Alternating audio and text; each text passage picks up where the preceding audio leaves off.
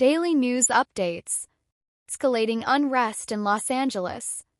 A wave of turmoil has gripped Los Angeles since June 6, 2025, when Federal Immigration and Customs Enforcement (ICE) conducted raids in key Latino neighborhoods, including Westlake's Home Depot, clothing wholesalers, and near the Metropolitan Detention Center, arresting dozens of individuals. Demonstrators quickly mobilized, disputing the operations and accusing ICE of targeting immigrant families indiscriminately. Day 1 and Day 2, from peaceful protests to violence. What began as political demonstrations devolved into violent confrontations.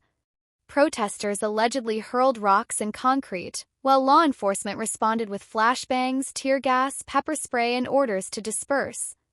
A formal declaration of unlawful assembly was issued as hundreds still gathered. Several were detained, including union organizer David Huerta, who was reportedly injured in the clash.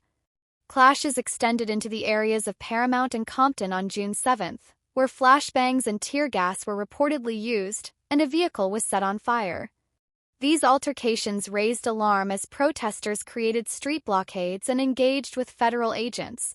Federal military intervention. In response, President Trump federalized the California National Guard, deploying 2,000 troops under Title X to Los Angeles without state authorization. Defense Secretary Pete Hegseth warned that active-duty Marines are on standby to intervene if unrest intensifies. Political tensions between federal and state leadership. The deployment has ignited a fierce political debate. Governor Gavin Newsom called the move purposefully inflammatory, accusing the federal government of overstepping, while Mayor Karen Bass condemned the raids but supported peaceful protest, decrying the violence. In stark contrast, the White House and DHS officials labeled the demonstrations an insurrection, threatening further federal action and justifying the National Guard presence. Streets throughout downtown Los Angeles saw continued confrontations into the night. Some hotels, bus lines, and federal buildings were vandalized, with at least a dozen arrested, including individuals accused of hurling rocks, deploying incendiary devices, and obstructing immigration enforcement.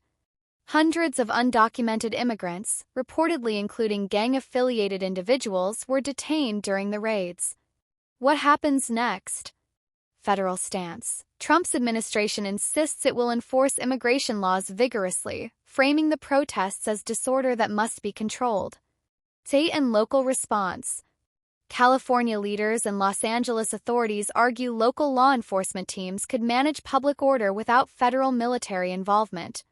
Community perspective. Protesters and civil rights advocates emphasize their stance against mass deportations and fear of abusive enforcement tactics. With 2,000 National Guard members already stationed and more troops on alert, Los Angeles City stands at a crossroads. Will a heavy-handed federal presence pacify the unrest or inflame public anger? Date and key events. June 6 ICE raids spark protests near Home Depot and Detention Center. Clashes begin. June 7 expanded unrest to Paramount/Compton. Vehicles set aflame. Arrests made.